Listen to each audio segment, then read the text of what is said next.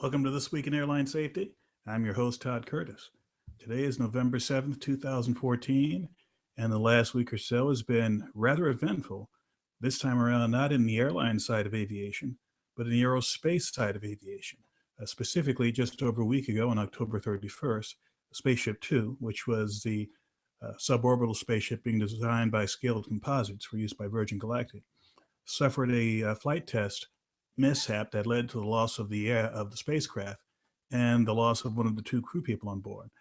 This has led to a bit of a rethinking in the minds of the public and in the aviation industry as to the usefulness of a space program, especially one that on the surface is existing to provide people who happen to have at least $250,000 extra dollars to take a suborbital ride into space and to claim that they too have visited space.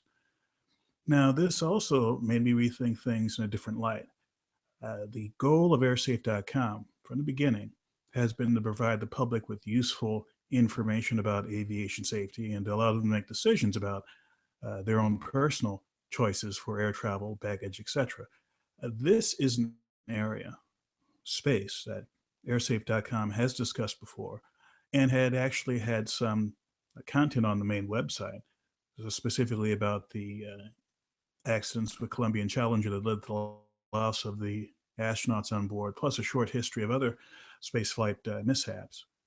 But last week's event made me rethink how that should be portrayed on airsafe.com. The bottom line is space is moving into a phase, or rather space exploration is moving into a phase, where it's no longer going to be just a large scale governments and frankly multinational corporations supplying hardware and services to those governments who'll be flying into space. Uh, Obviously, Virgin Galactic is going to be taking people in for essentially as observers and not necessarily providing scientific experiments and such in space. But there are other companies out there, SpaceX being the most prominent, which are private, not a government entity, and obviously has a high level of equipment, high level capability. In the case of SpaceX, they have demonstrated an ability to put large payloads into orbit. And in fact, they're developing a crewed vehicle, which will be used in a few years to ferry astronauts and cosmonauts to and from the International Space Station. They're not the only companies out there. There will be others. It begs the question, if you're going to look at space as far as people going into space is concerned, what sort of perspective should you have when it comes to measuring the risk relative to what's gone on before? And bottom line on airsafe.com, what I've decided to do, is go back in and to rethink what should be listed, what should be discussed when it comes to space-related accidents. Whereas I had a page before that had deaths of NASA astronauts who died either during a mission or during training or during their time as an official astronaut or an astronaut candidate, I've decided to expand that to include that group of people, as well as anyone else who may have had a mishap during any other space program, both run by the government and run by private industry. Obviously, the Scaled Composites Virgin Galactic event of last week would fit that criteria. But there are two other specific programs where, like with Virgin Galactic and Scaled Composites, they had a vehicle that had the capability of flying into space.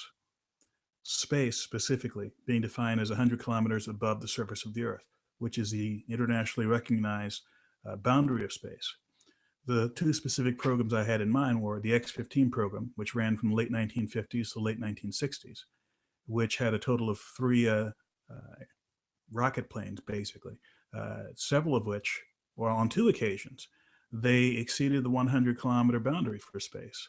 And on several other occasions, they were able to fly it above 50 miles above the Earth. There was one X-15 pilot who during an X-15 mission was killed. Another program was something called the Manned Orbiting Laboratory. And this would have been a small space station which, when you strip away the explanation of what that was, it was basically a giant spy satellite.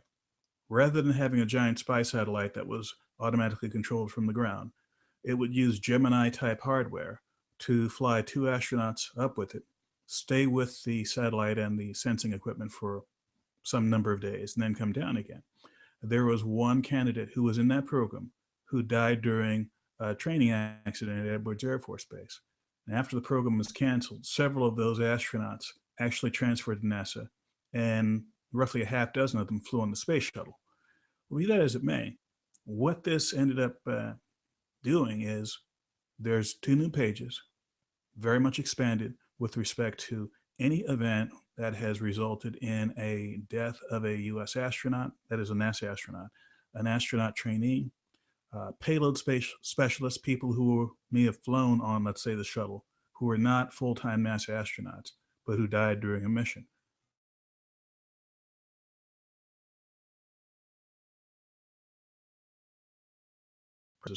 Involving a vehicle that was capable of flying into space.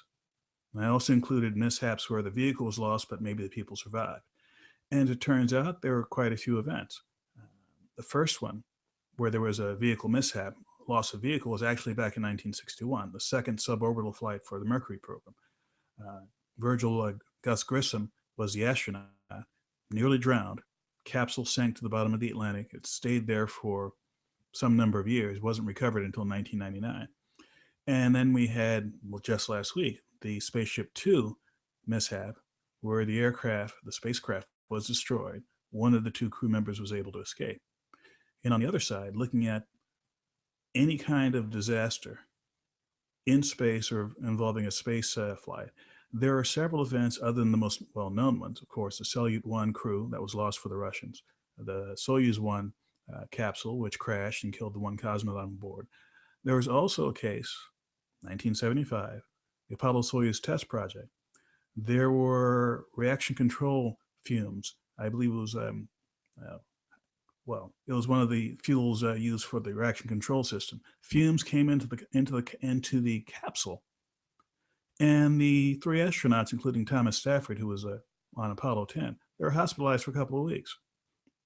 And there was another abortive flight for the Soviet program back in the mid-1970s. Ended up being a long suborbital flight, very extensive, very extreme G-forces inside the capsule. And reportedly, one of the cosmonauts was not able to fly again, and it was hospitalized after this. So, bottom line, the events of last week caused me and other people to rethink how we should look at space, and in my case, how to look at the risk of flying in space. That led to some changes on the website, and I invite you all to go visit the website. Specifically, if you go to space.airsafe.com, you'll come to the page that's talking about the Spaceship Two event, and that will have links to all the new content that I've just discussed. With that, we'll close out for the week, and thank you very much for being with us here and This Week in Airline Safety.